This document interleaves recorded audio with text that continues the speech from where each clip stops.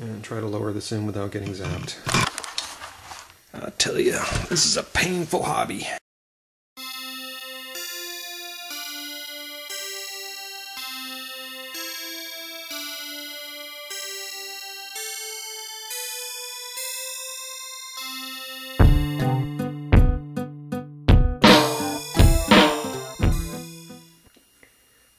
Okay, today I'm experimenting with the Joule Thief circuit again, this time with a tip 31, which is more of a mid-range transistor. It can handle power up to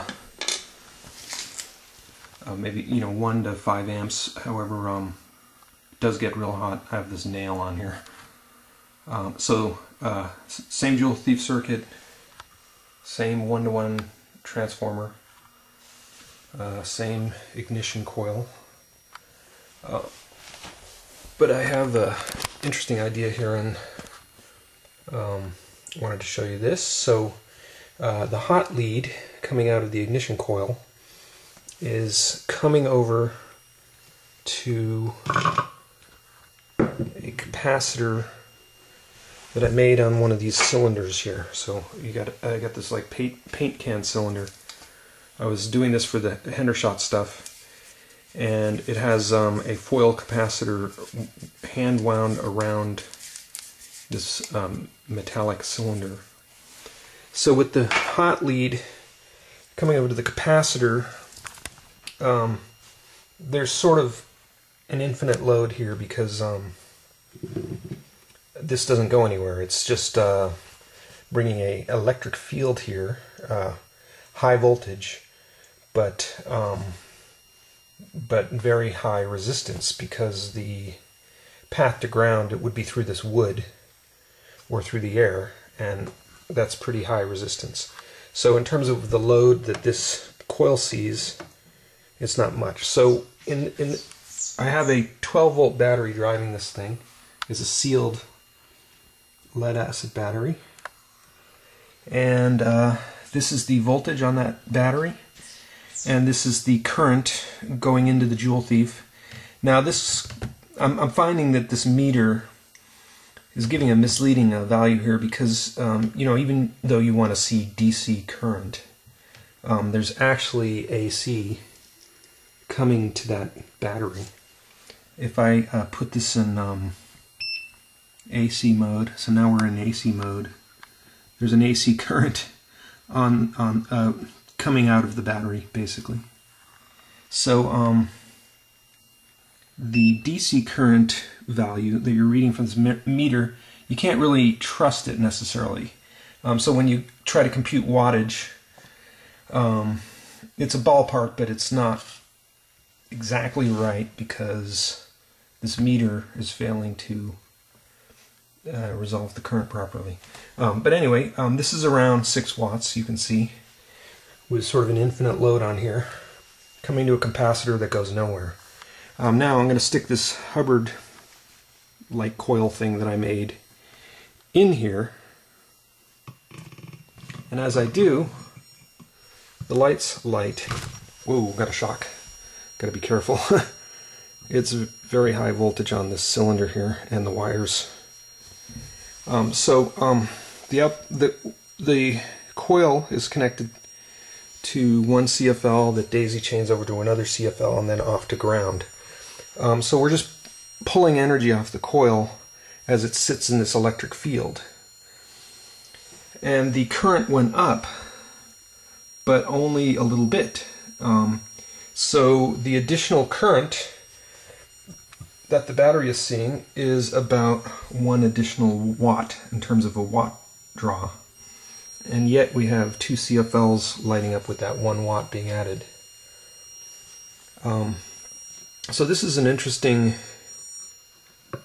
approach, because unlike a transformer where you sort of have the back EMF effects as the 2 coils fight with each other in doing that transformer job, we're doing things differently. We have a capacitor that is conveying a field onto a coil, and you'll see there's a nice bit of energy that you can pull out this way.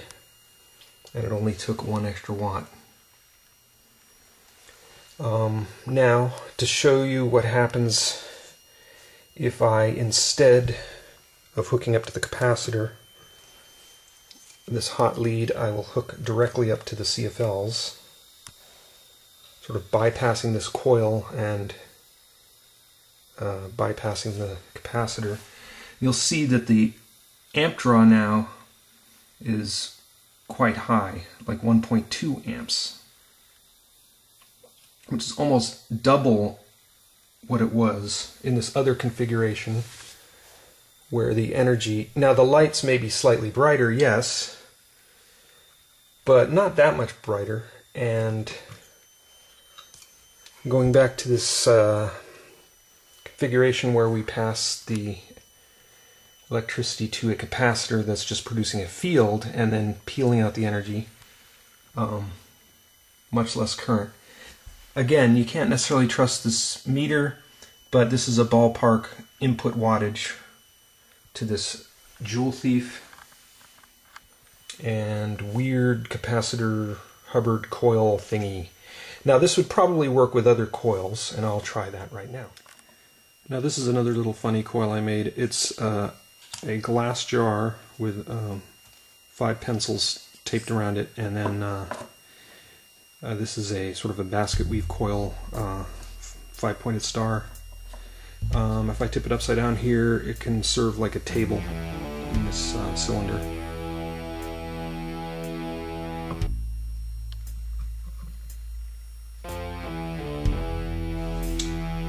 But you will notice that it is not picking up enough energy to light the CFLs. Okay, what I have here now is a 5-to-1 transformer.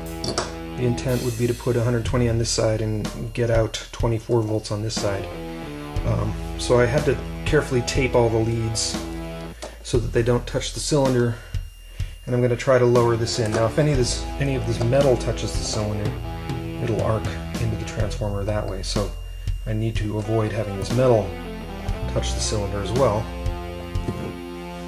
I will show you if I just touch the metal, the electricity can go right through the transformer that way. But I'm just going to try to lower it in without touching the metal.